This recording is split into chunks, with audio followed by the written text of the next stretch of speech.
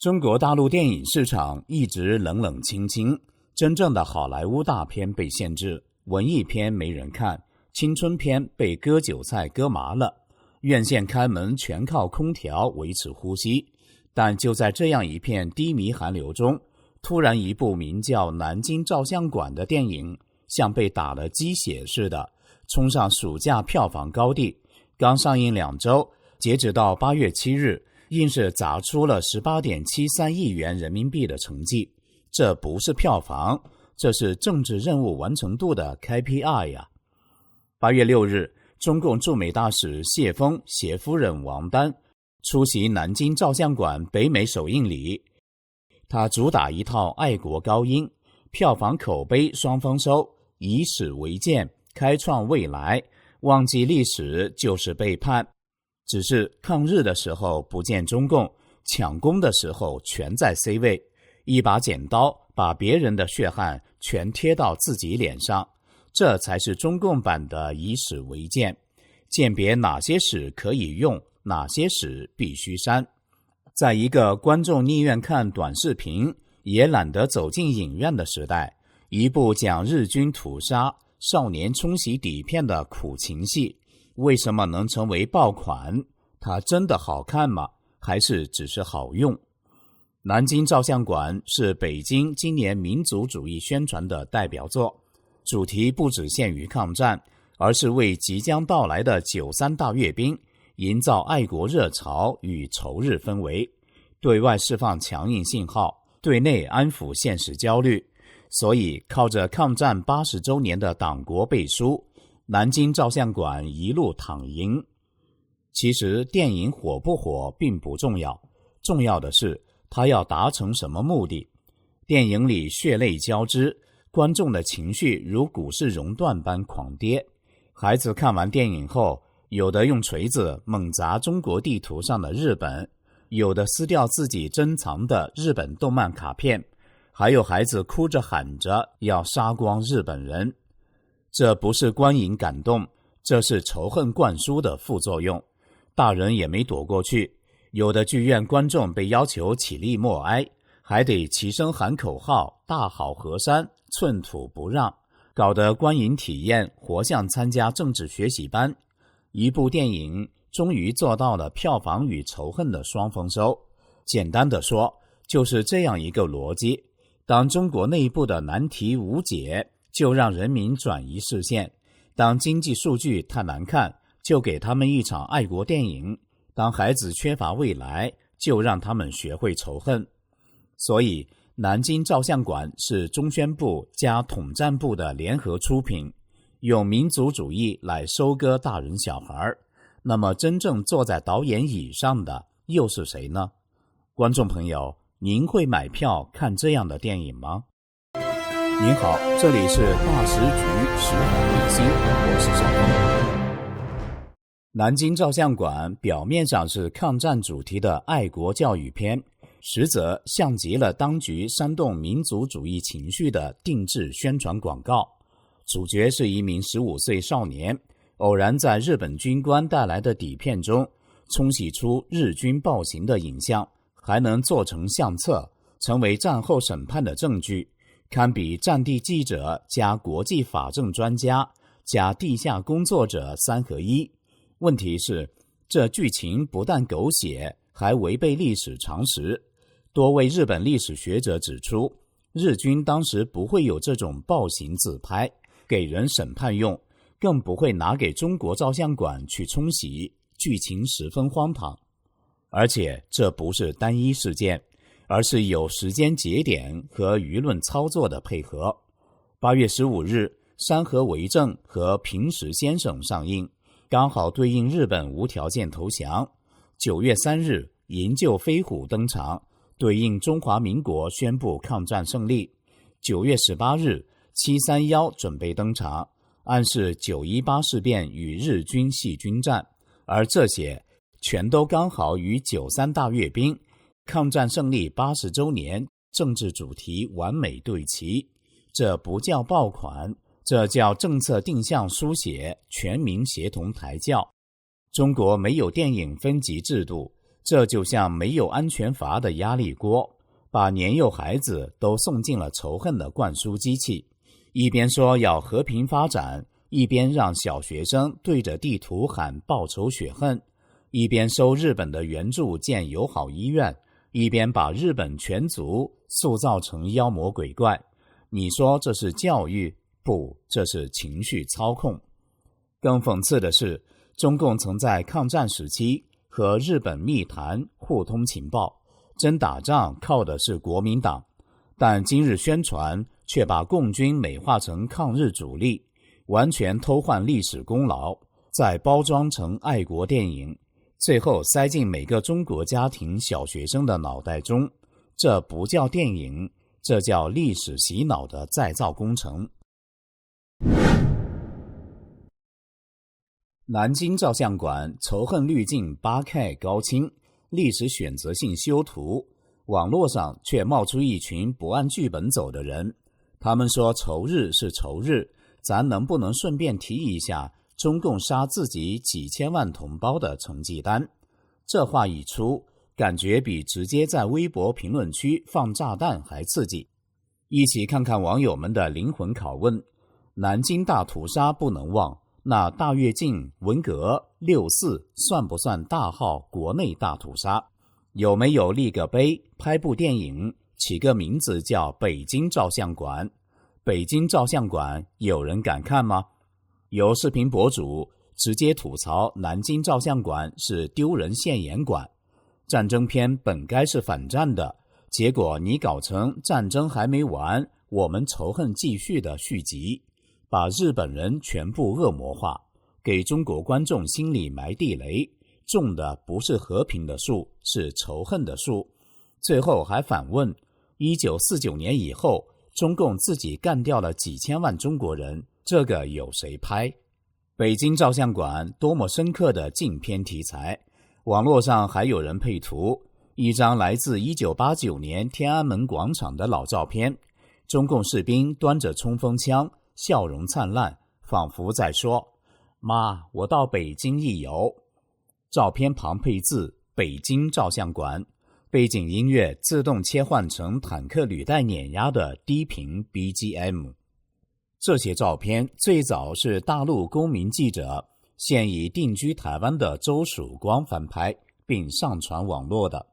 早前他在一列绿皮火车上遇见了一位军嫂，军嫂同意他翻拍了4张照片，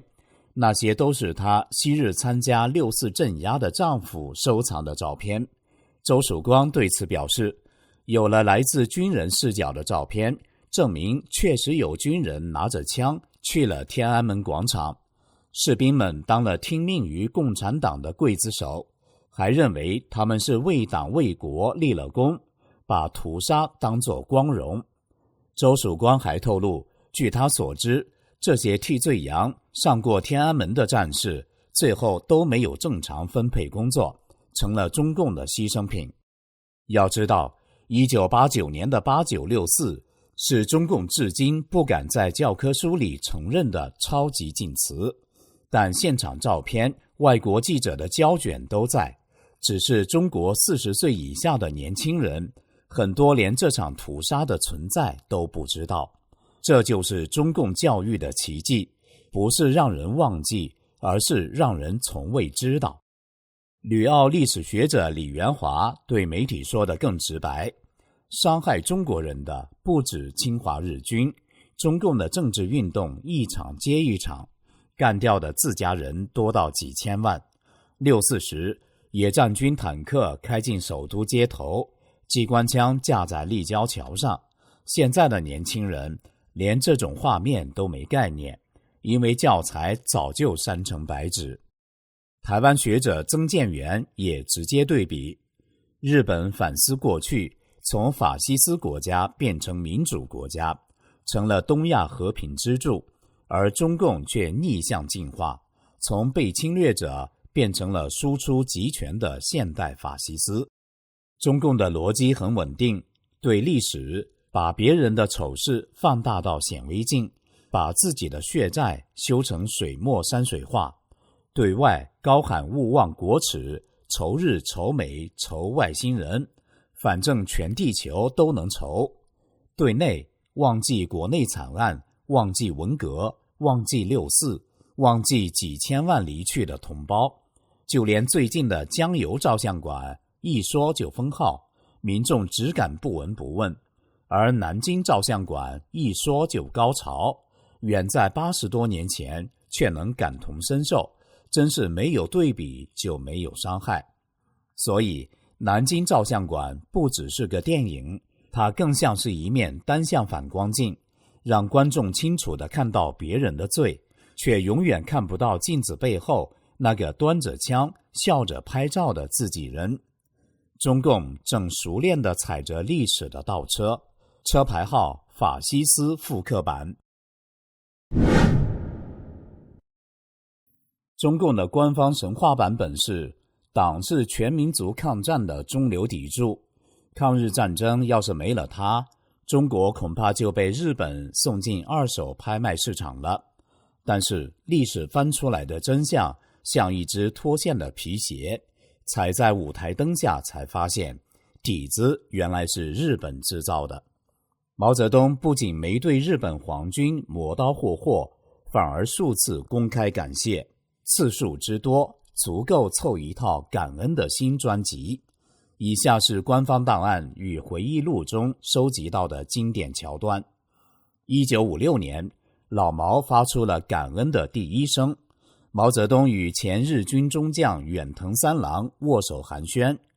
你们也是我们的先生啊，要不是你们打了这一仗，这盘散沙怎么会团结起来？所以我们得感谢你们。别人打你家烧你屋，你说谢谢教会我装防盗门，这种感恩法全世界独此一家。”感恩的心第二幕发生在1960年，接待日本文学代表团的茶会瞬间变成了感恩派对。日本左派文学家们刚端起茶杯，毛泽东就来了句：“侵略不好，但帮了我们大忙啊！要不是你们占了半个中国，中国人民不会觉醒起来。在这一点上，我们要感谢日本皇军。”听众沉默3秒，毕竟很少见到有人把家破人亡翻译成思想启蒙的。1961年是日本社会党国会议员黑田寿男的专场，毛对他说：“没有你们占大半个中国，我们现在还在山上，不能到北京来看京戏呢。如果要感谢的话，我宁愿感谢日本军阀。”这第3波啊，是日军占领中国，帮换共军的首都门票。1964年上演的第4幕，亚洲经济会议成了感恩升级版。毛泽东分析感恩了日本好老师的2大利好：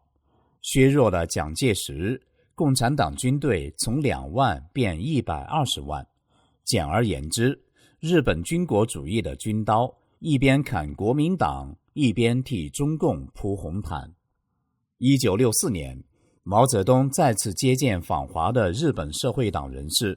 日本官员连连鞠躬道歉，却遭到老毛的连环暴击。没有日本皇军，就没有共产党夺权，25000军队打8年变120万，有1亿人口的地盘，你们说要不要感谢？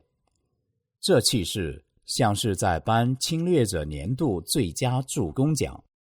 让我们再重温毛泽东1970年与美国记者斯诺的感恩对话。老毛感慨万分，那些日本人实在好，中国革命没有日本人帮忙是不行的。斯诺可能一边记录一边怀疑人生，哪有人这么夸敌人的？最后一幕，1972年中日建交前夜，那是日本首相田中角荣的专场。田中，对不起啊，侵略了你们。老毛，对不起，不是有功，没你们，我们怎么打败蒋介石，怎么夺权？我们如何感谢你们？我们不要你们的战争赔偿。听完这话，日本代表团可能都蒙圈了，这不是外交，这是买一送一还包邮。老毛对日本的感恩的心，怎么没人改编成洗脑金曲，作为南京照相馆的片尾曲？太遗憾了。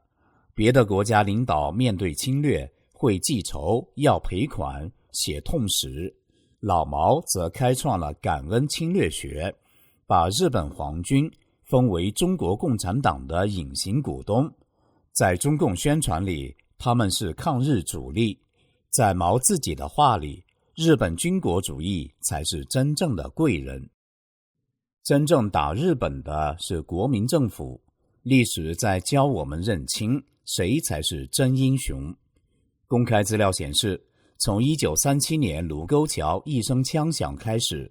蒋介石的国军跟日军干了整整8年，打了22场会战，1117次大战，3万多次小战，国军高级将领阵亡206人，整支海军几乎打光，空军也损失了大部分飞行员，整个国军捐躯沙场的超过365万。反观中共这边呢，他自己说伤亡人数61万，但主要是敌后方的武装。抗战中阵亡的高级将领只有1人，名叫左权。用大白话说，你开局一个人挂了就结束了。观众们从南京电影院鱼贯而出，有人眼睛红了，有人嘴角抽搐，更多人沉默。突然门口的大屏幕亮了，不是预告片，而是一段历史黑白片。毛泽东坐在会客厅里，笑容可掬地对日本客人说，没有你们的清华，我们怎么能进北京看戏呢？字幕一行行飘上去，感谢侵略者，这是史书上最离奇的写词。有人看见国耻，有人看见机会。最后画面定格在老毛油腻的笑脸上，仿佛在问，这场历史的电影，谁才是真正的导演？这里是大师局识海秘辛，感谢您的陪伴与思考，请订阅、分享并打开小铃铛，一起在动荡中坚守真相，在黑暗中点燃希望。